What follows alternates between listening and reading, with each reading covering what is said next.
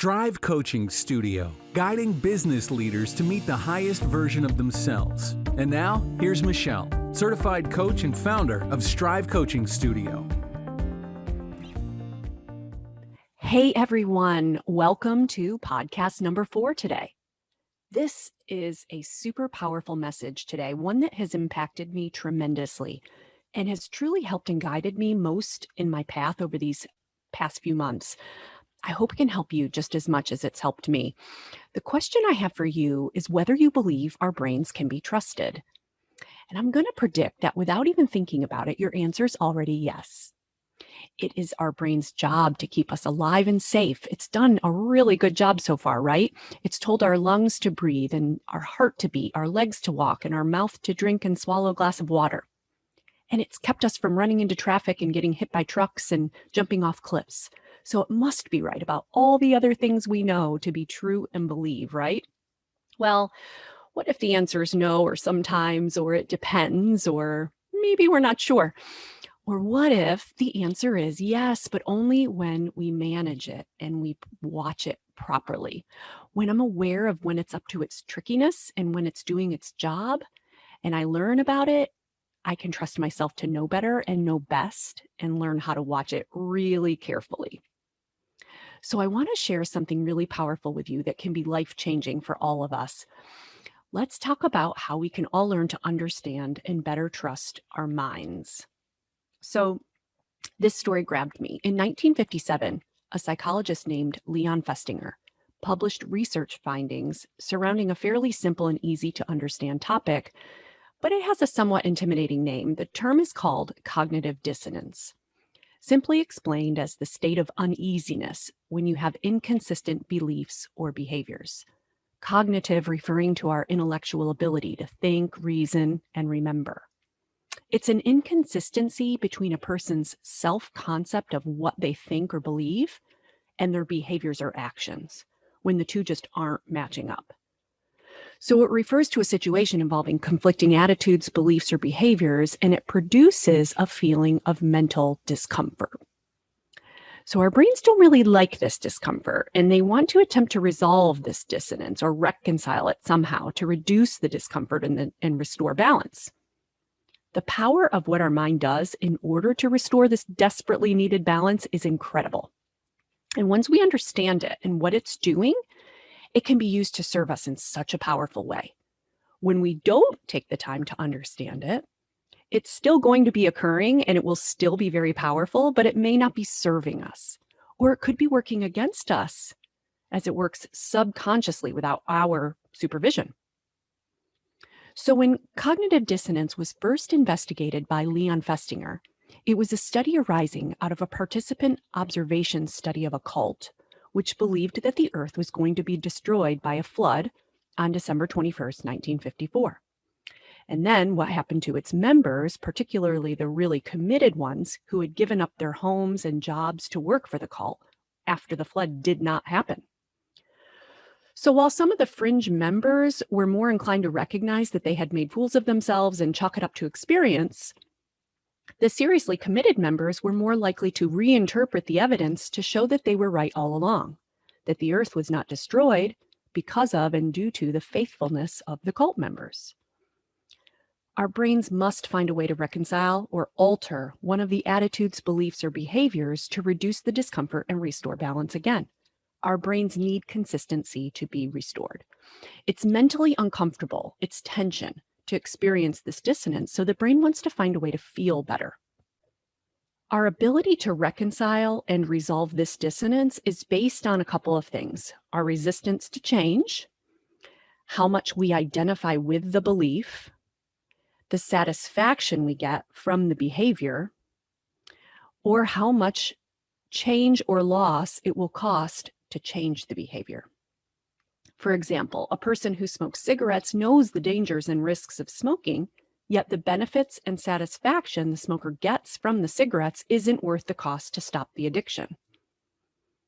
So how does this all apply to our day-to-day, and what can we learn? Let me give you an example of how I was recently affected by cognitive dissonance. I wanted to stop working in the occupation I had had working my entire adult life. I've worked hard for the past 20 years, and I wanted to stop and start something new. But for all the many reasons I really wanted to stop working, I mostly wanted to become a person who no longer worked and become someone who's going to figure out how to start something new.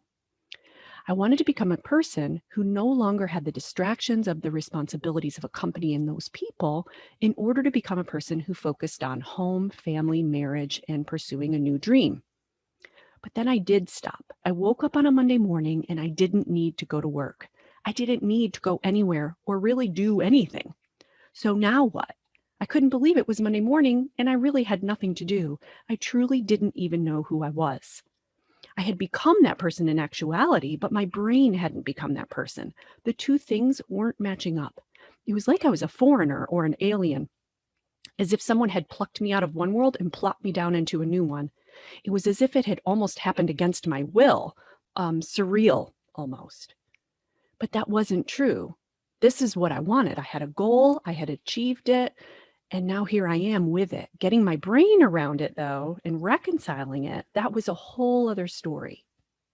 So notice my brain questioning the decision as to whether or not it was even good or right for me. Then I noticed my brain not being able to even identify myself and what it has always known. So I really understood why retired people have such difficulty adjusting. I was stressed. It caused me anxiety. I didn't know what I should be doing.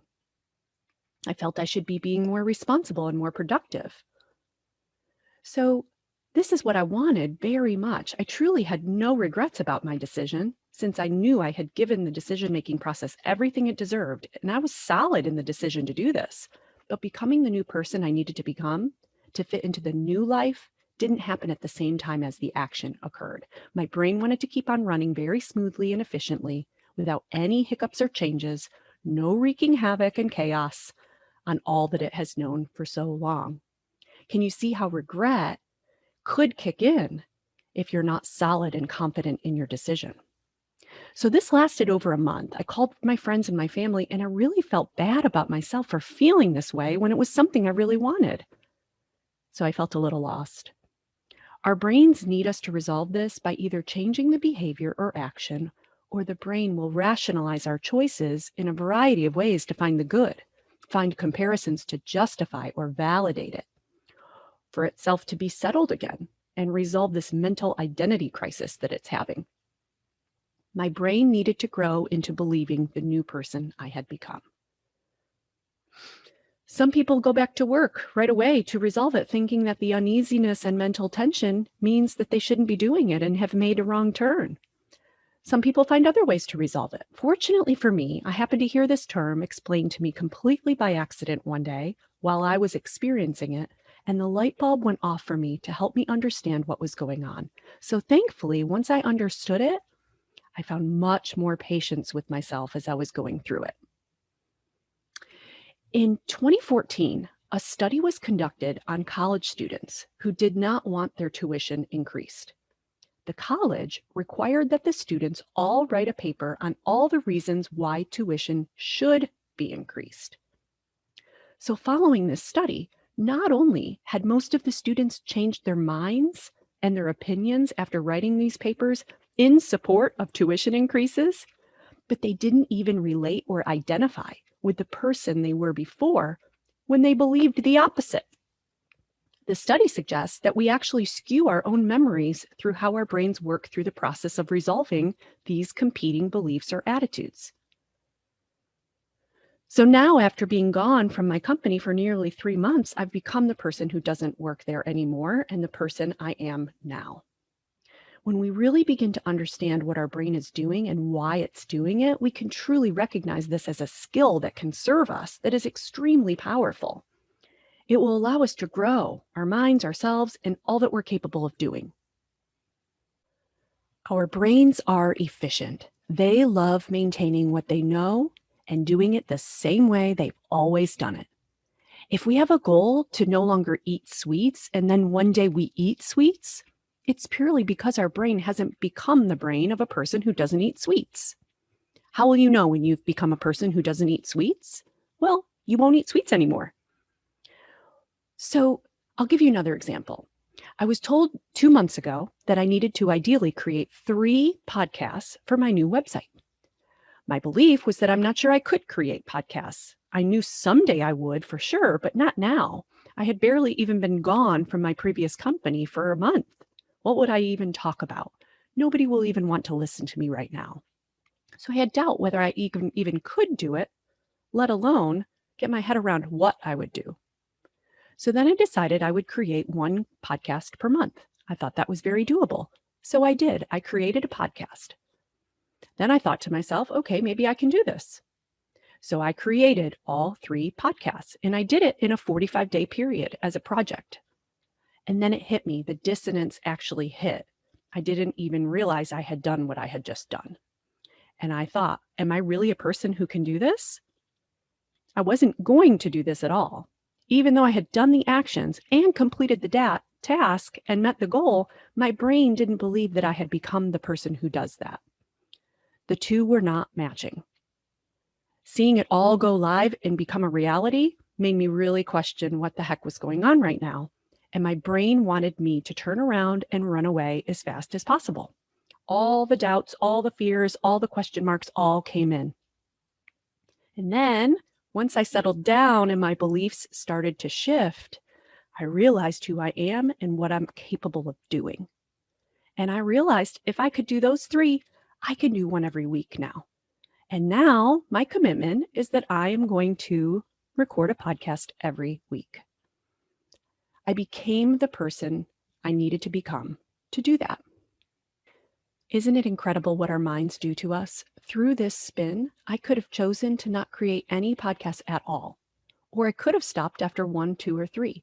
I could choose to do 1 every few months or 1 per month. It didn't really matter. By the way, there would have been nothing wrong with any of those choices. But now that my brain has caught up with my actions and my belief, it's as that I've become a person who creates them.